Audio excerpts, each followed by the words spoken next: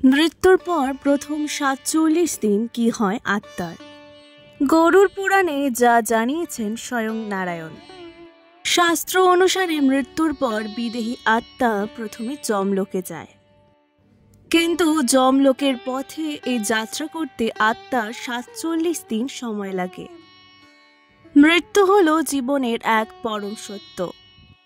প্রেম, অর্থ, শ্রদ্ধা, খ্যাতি, মানুষের জীবনে আর কিছু আসুক বা না আসুক, মৃত্যু আসবেই। যে জন্মেছে তার মৃত্যু অনিবার্য। প্রতিটি জীবিত প্রাণীকে এক সময় না এক সময় এই পৃথিবী ছেড়ে চলে যেতে হবে।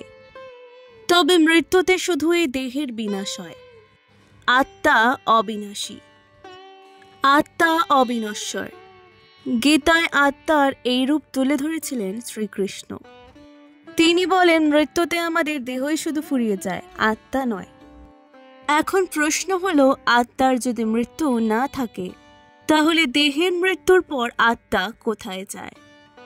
গরুড় পুরাণে শ্রী বিষ্ণুর বাহন গরুড় পাখি তাকে প্রশ্ন করেন, নারায়ণ, মৃত্যুর পর আত্মার সঙ্গে কি হয়?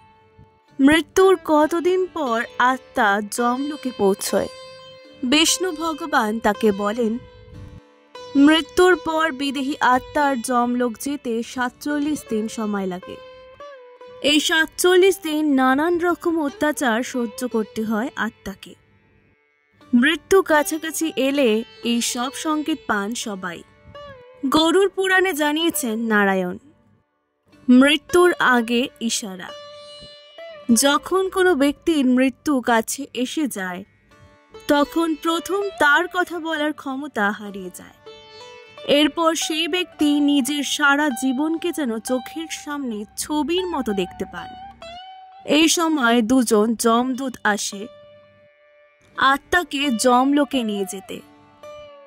যমদূতদের দেখতে পেয়ে আত্মা দেহ ছেড়ে বাইরে বেরিয়ে আসে।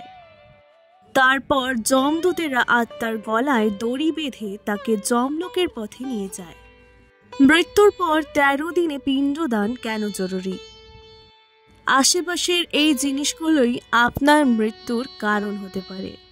সাবধান করছে গরুড় পুরাণ মতে, মৃত ব্যক্তি যদি জীবদ্দশায় পাপ করে থাকেন তাহলে যমদূতেরা তাকে নানান অত্যাচার করতে করতে যমলোকের দিকে নিয়ে যায়।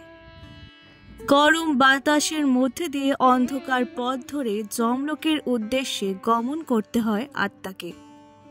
তবে এরপর আত্মাকে তার বাড়িতে ফিরে যাওয়ার জন্য ছেড়ে দেওয়া হয়। মৃত্যুর পর নিজের বাড়িতে ১৩ দিন বাস করে আত্মা। নিজের পরিবারের সদস্যদের সঙ্গে সেই সময়টা থাকে সে। তার মৃত্যুর পারলৌকিক কাজকর্ম কিভাবে পালিত হচ্ছে তা নিজের চোখে দেখে আত্মা। ১৩ দিন পর শ্রাদ্ধকর্ম, পিণ্ডদান, ব্রাহ্মণ ভোজন সম্পূর্ণ হলে যমদূতেরা আবার এসে আত্মাকে নিয়ে যায়। এই কারণেই পরিবারে কারো মৃত্যু হলে ১৩ দিন অশৌচ পালন করা জরুরি। কারণ পারলৌকিক ক্রিয়া সম্পূর্ণভাবে পালিত হলে তা আত্মাকে যমলোকে ফিরে যাওয়ার শক্তি দেয়। ১৩ দিন পর আবার যমলোকে ফিরে যাওয়ার পথে আত্মাকে প্রথমে বৈতরণী নদী পেরোতে হয়। লাল রঙের এই নদী হলো গঙ্গার এক ভয়ানক রূপ। এখান থেকে সবসময় ধোঁয়া বেরোতে থাকে। এই নদী পেরোনোর সময় আত্মাকে ভয়াবহ সব প্রাণীর মুখোমুখি হতে হয়। এই নদী পেরোতে ৪৭ দিন সময় লাগে আত্মার। তবে পুণ্যবান ব্যক্তির আত্মাকে বৈতরণী পেরোতে কোনো কষ্ট পেতে হয় না। এক গরুর লেজ ধরেই তিনি বৈতরণী অনায়াসে পেরিয়ে যেতে পারেন বলে গরুড় পুরাণে উল্লেখ আছে। বৈতরণী নদী পেরিয়ে যমলোকে পৌঁছানোর পর আত্মার পাপ পুণ্যের হিসেব করেন যমরাজ। তারপর সেই আত্মার স্থান নরকে হবে না স্বর্গে হবে তা স্থির হয়। সেই কারণেই আমাদের জীবনে সবসময় ভালো কাজ করা উচিত। আজকের ভিডিওটি ভালো লাগলে অবশ্যই পুরাণ গল্পকথাকে সাবস্ক্রাইব করে দেবেন আরও অনেক নতুন নতুন ভিডিওর জন্যে।